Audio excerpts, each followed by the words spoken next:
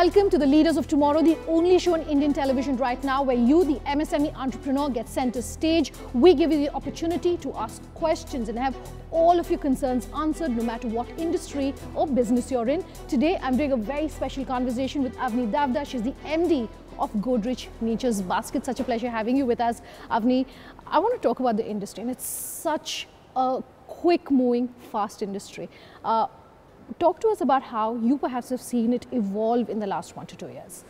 I think being in the food space and specifically in retail is a very, very exciting time for corporates as well as for young entrepreneurs who are trying to make a name and build a brand in this space.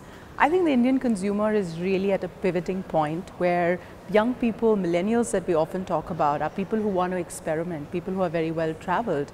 So the kind of mentality and the evolution of the consumer that we've seen is phenomenal. At Godrej Nature's Basket, we're about a 10-year-old brand. We started early in 2005 and 6, and today we have over 30 stores across the country, mainly in West and South.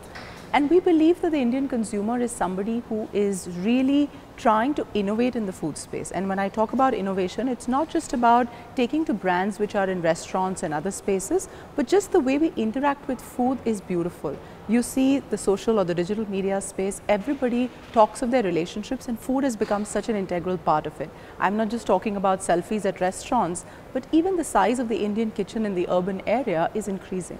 And I strongly believe that food is such an exciting space, and at Godrej Nature's Basket we've had a history of pioneering trends, be it beautiful brands that we nurture like healthy alternatives or gifting.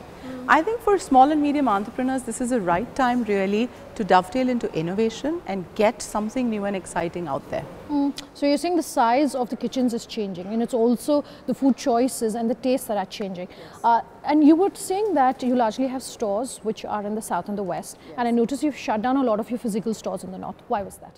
I think for Nature's Basket, we're at a very interesting point in our life cycle, right? We're trying to recreate Nature's Basket Refresh 2.0, if I can call it that. In this strategy, we really want to demonstrate a different kind of fine retailing experience in food. And therefore, we doubled down and we said, we're going to be an omni-channel retailer, and we're going to win where we really have our base very strong, which is West and the South. And therefore, in this next 3 to 5 years, we have ambition to grow, definitely penetrate deeper here, create a brand which is close to 1,000 crore in revenue by 2020. So closing down. How close to that target are you? We're almost, I would say, 40–50% there. And this is a mix of both our offline retail as well as the brands. So we have a very strong belief that unlike retailers who use their own stores to create mass brands, we want to nurture very unique, innovative food brands. So we have Healthy Alternatives, which is a beautiful range of well-crafted health alternative foods which taste good, right? That's a new trend.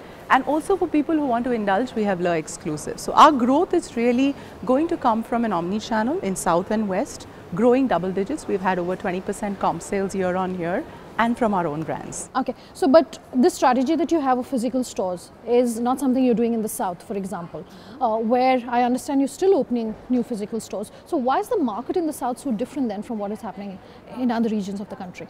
I think if you look at the urban markets, whether it's north, west or south, the consumer trends are fairly similar. For us, it's not just physical stores, it's also a digital and an omni experience. So we have chosen South and West because we had a fairly good network there. In other markets, we were in a suboptimal way present, and we wanted to leverage our supply chain costs as well, where Godrej Group is headquartered in the West. So we wanted to really demonstrate this new model in these two regions and then grow it, penetrate it, and then take it to other markets. So it's something which is specific to you and not necessarily something that the market should be looking out for. So if you were to advise MSMEs about how each of these markets are functioning and which are some of the high growing areas, what would you say? I think the growth really for small and medium enterprises, what they need to focus is if they have a right business model, it's very important whether they are in food, FMCG or in retail, is to demonstrate success in a particular area. It could be a city or a region. And if you look at our consumption patterns, majority of the consumption happens in the top 5 to 10 cities. So my simple advice would be demonstrate, go deeper in a market before you spread yourselves thin. And that's very relevant whether you're an omni-channel retailer, a pure online, which I think has gone through a difficult phase. So to make your business profitable, the key is that you demonstrate success in one region before you spread too thin. Okay, it's interesting because do you say then it's a question of consolidation versus growth? And if it is, then on what side of that argument are you? I think we don't see we don't anticipate any less growth. We've been growing double digits for the last 7 to 8 years, and even if we continue to penetrate West and South, we will have that kind of growth because there's an enormous market. Let's look at Bombay, for example. We have about 15 stores. I think look at the capacity. Just by penetrating West, South and North in this city, I don't see why we can't open 30 to 40 Godrej Nature's Basket stores here. Then there is a digital or an omni-channel play which allows you to penetrate further where you can't have high street stores. So for us, I don't think it's a compromise between consolidate or growing aggressively, because even in these two regions, omni-channel play and owned brands that we're nurturing give us a huge scope for growth. You've been talking about omni-channel.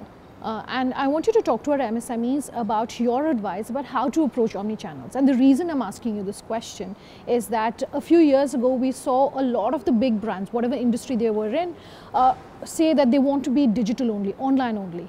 And then maybe 2 or 3 years later, a lot of them changed their strategy and said they want to have an online presence as well as an offline presence.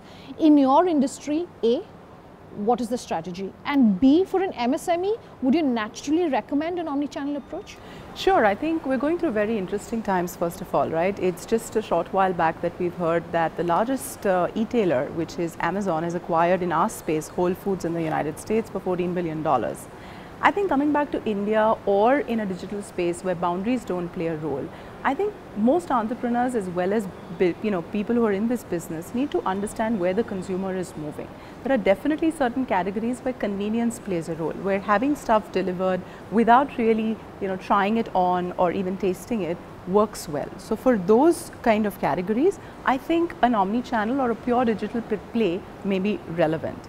But when it comes to food, I do believe whether you look at the Western Hemisphere, India or other countries around the world, I think consumers are not going to give up touching, feeling and actually sense, when you buy bread or when you're thinking about fruits and vegetables or any other fresh commodity, I think there is a need for a physical presence there. And therefore, omni-channel makes a lot of sense for us in the grocery space. But the physical presence comes at a cost. I think omni-channel also comes at a cost, because while you pay, if you look at the physical store P&L, you have rentals, you have manpower. I think those costs are slowly mounting up even for a pure digital player, because there you have to create differentiation, cost of consumer acquisition, creating and building your brand, and frankly logistics. I think if you look at any country, even as developed as United States or India, I think logistic costs are way too high for the last mile delivery. Therefore, my simple mantra is really, yes, there is a set of categories where consumers want convenience and we should give it, and the physical space itself. So we're going to be experimenting at Godrej Nature's Basket, a very different kind of a brand. The in-house name for this project is called Godrej Nature's Basket Active, and it's going to be an interesting experience, a smaller retail format which combines digital and physical experience. So I think it's exciting. Most entrepreneurs should evaluate where their category is and how the consumer is moving, and accordingly move away if required or pivot their models from pure online to a omni-channel play. Let's take a very quick break. On the other side, we'll bring you much more with Godrej Nature's Basket.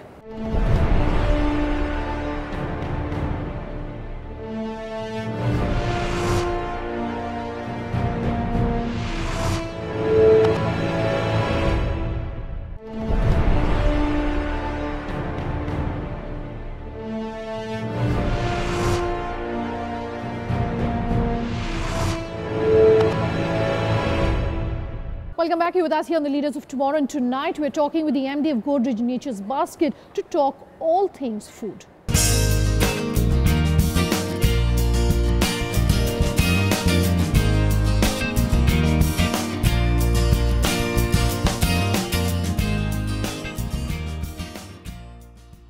Since we're talking about the cost of IT for a lot of industries, I'm given to understand that using iOS or SaaS, for instance, brings down costs. Is that something you would advise for MSMEs in the retail and the food space to look at? Certainly, I think different kinds of technologies will allow you to bring the cost down. But my simple advice would be that focus really on the consumer and where he is moving, and use the technology not just for your product innovation, but also for the experience that you're creating. Let's say, for example, your delivery is coming to time.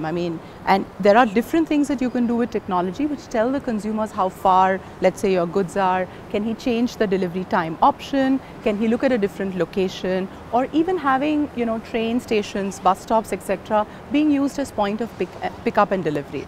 So I think technology is not just restricted to a back end. My advice would be that let's focus on where the consumer is moving and invest in those technologies which will help you create a differentiation. Okay, you were talking about Amazon, for instance. Is consolidation something that can possibly happen in the Indian market? Is it big enough? I know it's fragmented, but is the scale big enough for more consolidation in this space? It is like a crystal ball, and it's anybody's guess, right? Amazon has made a very bold move in the Western Hemisphere and frankly shocked the American market by acquiring Whole Foods. Having said that, I think in India, it's not very simple that you can move into consolidation. It takes a very long time to really have the rule of 2 or 3 players in that segment. So certainly in infrastructure industries, or let's say telecom, you're seeing a lot of consolidation. Will that happen in the food and grocery space? I don't think so. Because not only is the market fragmented, I think the way the Indian consumer is evolving is so fast that it's very difficult just by consolidating to be able to get market share. I'll give you an example of a fresh meats category, right? A lot of Indians are experimenting beyond chicken and beyond certain types of meats. Seafood and other meats are becoming very, very important. And in the last 18 months, we've seen close to 5 to 6 different entrepreneurs who've suddenly built up scale and are talking about taking fresh meat to home with a direct delivery channel. So that is the kind of competition that you're facing. So if you have the appetite, yes, you can keep acquiring companies, but I think you need to double down and create a differentiation, build a brand that connects with the consumer. And at Nature's Basket, I think we have succeeded, humbly to say, in doing that, because we have loyalty sales. Almost 70 to 80% of our revenue comes from our loyal consumers. So very simply put, don't be afraid of a consolidation or acquisition or large players coming in.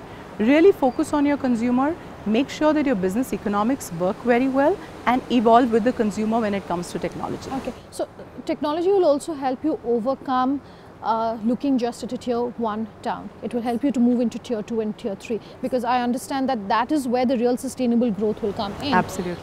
For a model like yours, do you see growth in such towns? Absolutely. I think the reason that we've said that we're going to really double down and focus on West and South is because we are seeing life beyond Bombay. If I just look at Pune, for example, we have 3 stores, and their growth rate every year is almost double or 2.5 times of Bombay.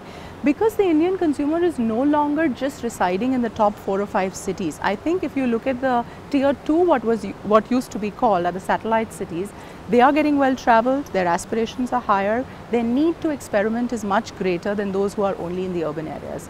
So by selecting a particular region and leveraging our supply chain, we believe that it's not just Bombay, but it's also Pune, down south it is Hyderabad, Chennai, Bangalore, Coimbatore. All these markets really open up for us to penetrate. Okay, and how are these consumers perhaps different from the ones that you see in your metros? In terms of psychographic or being well traveled or being experimental, using food as a way to uplift their lifestyle, I don't think they are different. To give you an example, when we host different types of chefs in our stores, we get a lot more entries in Bangalore, like people who want to come and attend it, want to learn the different types of cooking, and the same entries we get in Pune. In Bombay, maybe people are more starved for time and are using more of the e-space to really learn more about food. But frankly, I don't think that they are very different. I think their aspirations are high. Maybe their numbers are smaller, so the density of these kind of people in the key cities are much greater. But over the next 5 years, I don't see why Pune, Coimbatore and other cities can't be benchmark for further growth. Reports suggest that modern retailing as we know it is likely to hit 18 billion by 2020. What do you think is going to drive that growth? Any sort of trends that you foresee that you would advise for MSMEs to look at? Sure. I think the key is that the consumer is going to drive the growth, because in India earlier a lot of different types of brands, especially coming from the Western world or even homegrown companies, looked at just growth coming from top tier SEC A-class kind of people. But today the consumer is changing very quickly. So I believe that they are more aspirational, their incomes are much better. And how are they different from people who are maybe in their 30s, 40s today?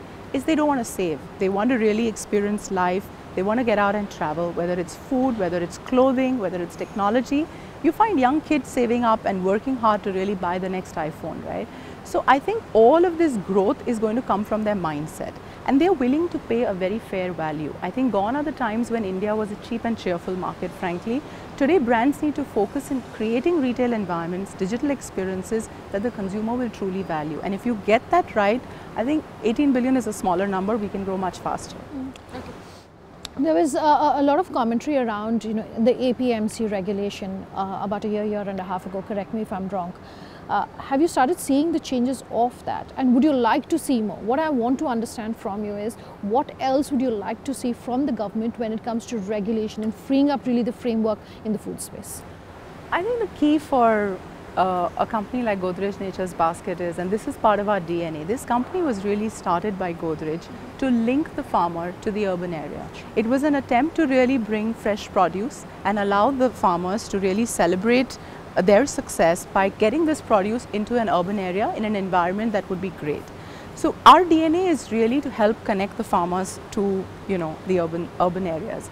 For that, I think what we would humbly hope the government does is continues its trajectory in terms of supporting getting more transparency, especially in fresh produce as well as other industries. So I don't think it's only fruits and vegetables. There's a whole lot of stuff that is still pending in terms of meats, in terms of getting, you know, seafood, in terms of getting novel dairy products into India. I mean, the kind of innovation that I see, just last week we did a tasting of 25 types of different cheese. And if you thought 5 years back, Indian cheese, I mean, could we ever make a comparable to a brie or a French cheese? No. But today, you have young entrepreneurs across the country really innovating in different kinds of products. So for me, I think it would be twofold. A, the government should support definitely the farm sector, improve transparency and help us really get them better prices for their produce. B, look at the other sectors as well as, the food chain is not only the fresh leaves and wet fruits and vegetables, but much more. So where they can help the entrepreneurs to innovate there. So speaking of farmers, I want to also talk about contract farming. Talk to us about your strategy there, and also how you would advise for smaller food retailers, smaller entrepreneurs in the food space, perhaps, you know, how they can maybe work with you. What are the opportunities they should look for?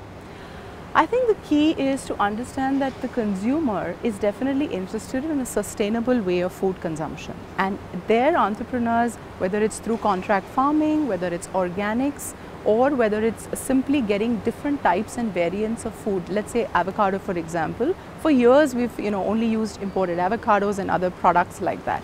But today, with entrepreneurs taking a leap of faith and really getting back into the farming practices, I think there's a huge opportunity where we can grow different kinds of produces in India, be it exotic fruits and vegetables, and really, grow the market. I think the caution would be that organics is a fairly new trend. When I say new, I mean by the understanding of organics. Simply put, it takes 6 to 7 years for a farm to really move away from what its practices were to be certified at organics. So here the advice would be that entrepreneurs need to innovate, but innovate with values and a lot of transparency. Help us as retailers to build education in the consumer of what organics mean, because only then you can charge a premium or you can really create value in this business. So, to summarize two things. One is definitely there's huge scope. Let's get back to farming practices. Let's find the niches and grow them big, but do it with a lot of honesty, integrity, with values. And there I think the government, the new entrepreneurs that are out there, and retailers can work together. Let's talk about government regulation then for your industry. GST, of course, is the biggest change that businesses across industries are seeing. So if you can advise our MSMEs about how they should prepare for a post-GST regime, and talk about how you are putting things in order at Godrej Nature's Basket as well. I think certainly for this kind of a regulation change, first of all, congratulations to the government. I think it's a very bold move and done with a lot of ultracity. I think it's great for the country. At Godrej, definitely we have the benefit because we are part of a larger conglomerate. A preparation for this kind of a change really starts much in advance, understanding what the impact will be, how do we make sure that the consumer as well as the supplier interests are balanced. So for us, the journey started much earlier. I think we're fairly confident of rolling out and really stepping up. So we've seen, a stability coming there. For us, this is also a very important point in time because our suppliers at Godrej Nature's Basket come from different types of companies, small to medium, different types of farmers, etc. So this is a great opportunity for us to build stronger supplier relations, helping them understand the importance of this change and elevating and bringing their systems up to place. So we see as a strong opportunity. Business impact will be positive and it will benefit the consumers. We're hoping to pass as much benefit as we can to the consumers. So I would say great change. We're prepared and we're hoping to get others also onto this bhagwan. Thank you so much for speaking with us. Not at all. Such a pleasure. Lovely. Thank you. If you are an MSME and you've loved this show or you have any question about any aspect of your business, do write into us at leadersoftomorrow@timesgroup.com. You can tweet at me personally, in fact, with your questions at Sunanda_J. You can also reach us using the hashtag LOT or reach us on Facebook on Leaders of Tomorrow on ET Now, or call us on that number you see on your screen. We love hearing from you and we promise to have all your questions answered. Thanks for watching. Have a good night.